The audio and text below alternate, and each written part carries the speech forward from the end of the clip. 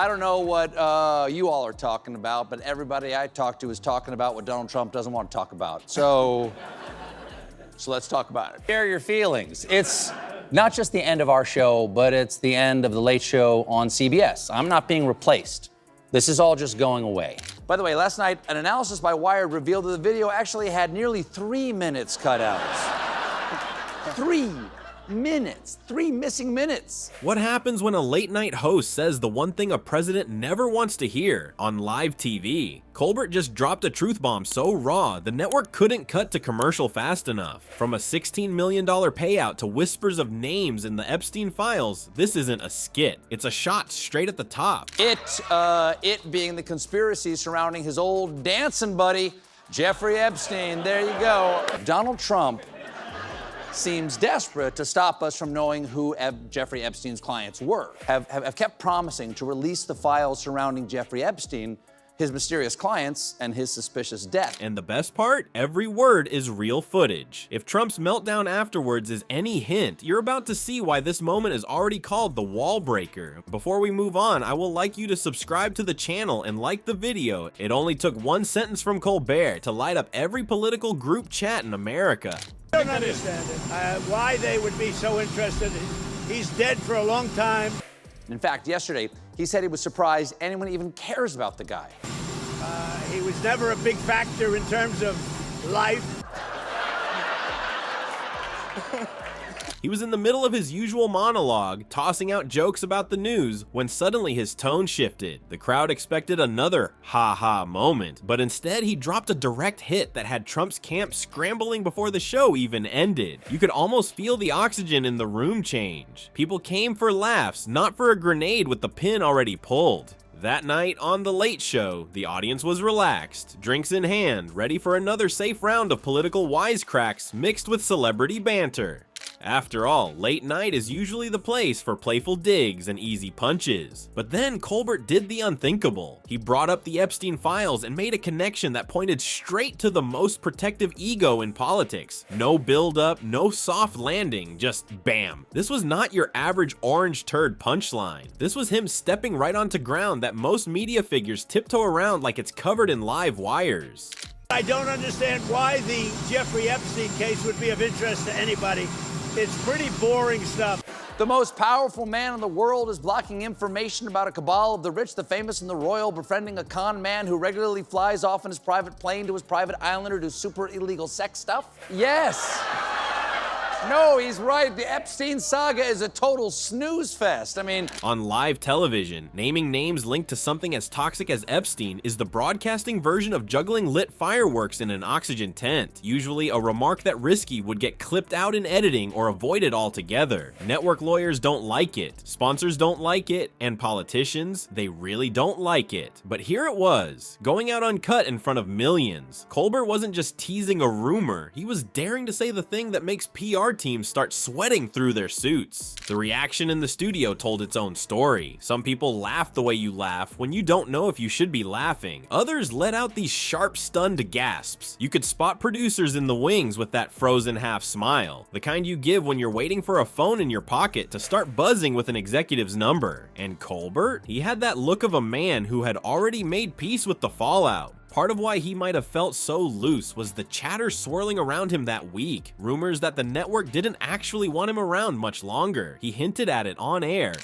This all comes as Paramount's owners are trying to get the Trump administration to approve the sale of our network to a new owner, Skydance. Cancellation came just 3 days after show host Stephen Colbert spoke out against CBS, settling a lawsuit with President Trump for $16 million. I want to let you know something that I found out just last night. Next year will be our last season. The network will be ending The Late Show in May. Saying he could now speak unvarnished truth to power. You could take that as just showmanship, or if you were listening closely, you could take it as, I've got nothing left to lose, and I'm going to swing hard.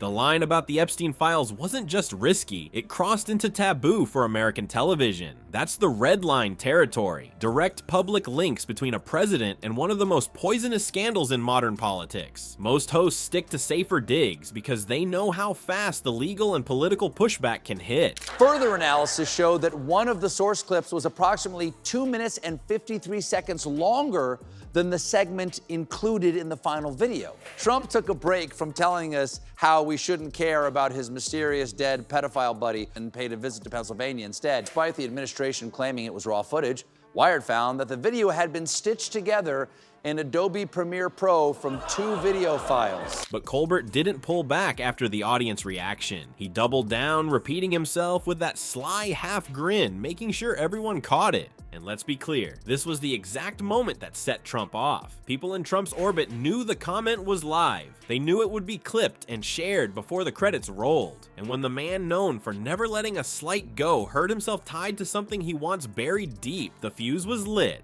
But Colbert wasn't done. That night wasn't just about one sharp truth. He was about to take that same fearless edge and point it at a massive money story, one that made Trump's reaction to the Epstein line look almost calm by comparison. This is where he dragged a $16 million deal out into the spotlight and made it sound like more than just another business move. Turns out, the meltdown over the Epstein line wasn't just about wounded pride. Behind the scenes was a corporate money story that made Trump's temper look a lot more strategic. Colbert tossed it out in what sounded like another late night zinger, but the words were loaded. He claimed Paramount handed Trump $16 million, then mysteriously canned a show right as they were pushing through a huge merger with Skydance. Now, maybe that's just pure coincidence, or maybe it's the kind of coincidence that shows up with a briefcase and a non-disclosure agreement. We found this real picture of his uncle, John Trump, strapped into one of his marvelous machines. Say, I actually didn't go to school here, you know. You don't actually know me. I'm a figment of the imagination of your dumbest nephew. That's a smart man. He also had 6 degrees of Kevin Bacon. It was like, only man to ever have 4. That's 4 right there. Colbert didn't make it sound like an industry footnote. He said it with that smile he gets when he knows he's walking a knife edge. And the laugh he gave after was the kind where half of it is amusement and the other half is, I can't believe I just said that out loud.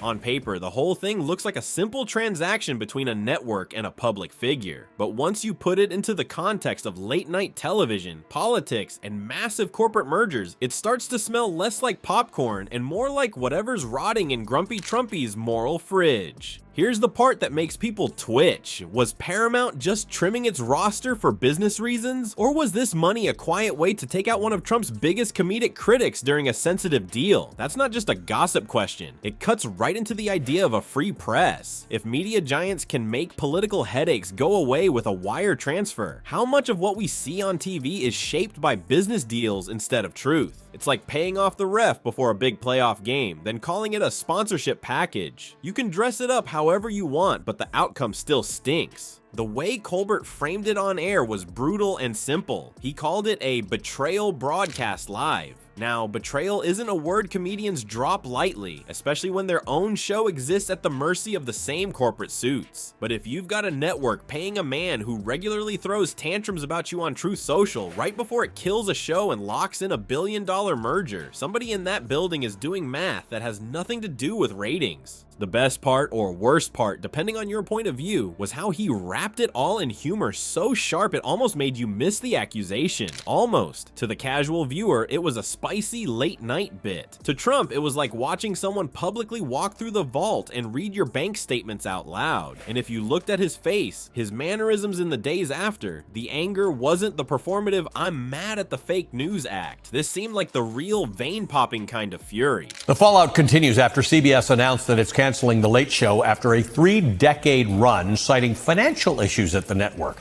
Well, look, it's clear to me that Colbert doesn't have it anymore. And it's sort of sad to see what's happening to Colbert. They obviously can't get it done. They're not making money over there. It showed up fast on Truth Social, long rants that had the usual mix of all caps outrage, random quotation marks, and creative spelling. He insulted Colbert, the network, and anyone who laughed that night, like he was personally keeping score of every chuckle. Off stage, it sounded like he was venting to anyone who would listen, trying to flip the script before the story cemented in the public mind. Colbert's jab wasn't just a joke about Grumpy Trumpy's ego, it was proof that satire can sneak past the suits, slip under the censors, and plant uncomfortable truths right in the middle of prime time. That's why the orange turd hates it, because laughter makes the truth stick. So don't just watch late night for the quick laughs. Watch for the moments where comedy becomes a spotlight, showing what powerful people hope you ignore. Pay attention, laugh loud, and remember, if this much made it onto live TV, imagine the stuff they cut before you even got a chance to hear it.